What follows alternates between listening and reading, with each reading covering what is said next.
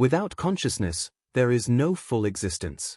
In the experience of manifestation, it is common for the being to become confused while trying to discern whether divinity dwells within them, or whether they themselves are immersed in divinity.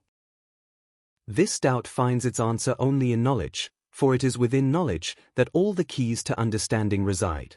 The question then arises whether it is knowledge that leads to consciousness, or consciousness that opens the way to knowledge. Learning a lesson is not the same as knowing. True knowing requires assimilation, maturation, and depth.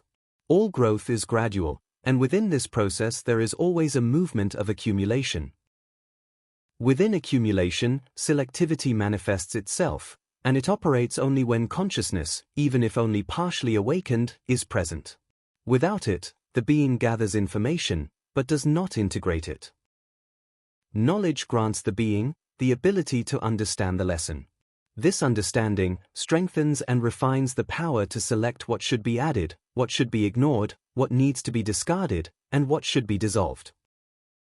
In the inner cauldron, only the appropriate ingredients should be placed, for they are the ones that complete the solution. Without consciousness, knowledge is not properly applied to obtain the correct ingredients, and the exact proportions as well. Only after integrating the appropriate elements, in precise measures, is it possible to begin the process of dissolution. The final result is the reintegration of that which previously needed to be disintegrated in order to be purified.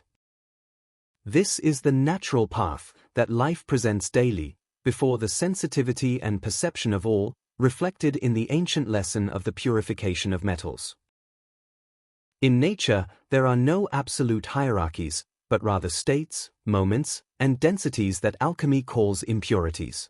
While gathering ingredients, the being, still far from fulfillment, often errs through excess or deficiency, incorporating unnecessary or even harmful elements. Alchemy teaches the value of discarding after loss and the importance of beginning again. Every being that gathers also exposes itself to being gathered. The hunter who becomes the prey expresses this almost inevitable reciprocity.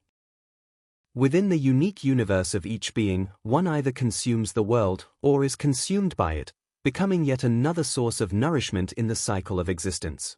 This apparent integration may take two forms, the first being a process of parasitism, in which both eventually disappear.